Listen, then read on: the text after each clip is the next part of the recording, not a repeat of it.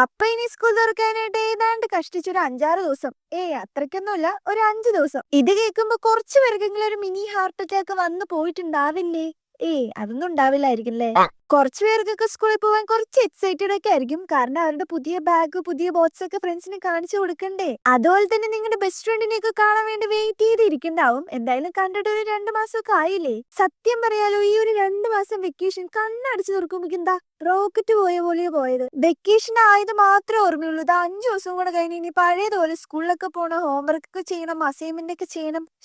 ആലോചിക്കുമ്പോ തന്നെ ഇനി എന്തായാലും സ്കൂളൊക്കെ തുറക്കാൻ പോവല്ലേന്ന് ഓർത്ത് ആരും വിഷമിക്കാനൊന്നും നിൽക്കണ്ട. സ്കൂൾ ലൈഫിന്റെ വാല്യൂസ് ഒക്കെ കോളേജ് എത്തുമ്പോഴാണ് മക്കളെ മനസ്സിലാവുക.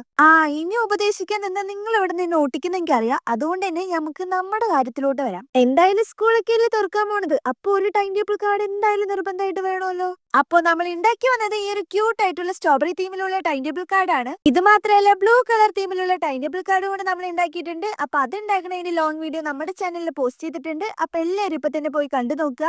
ഇനി ഈ 2 കാർഡിലും നിങ്ങൾക്ക് ഇഷ്ടപ്പെട്ട കാർഡ് ഏതാ അതൊന്ന് ജസ്റ്റ് ഒന്ന് കമന്റ് ചെയ്യുക. അപ്പൊ ഓക്കെ, ബൈ.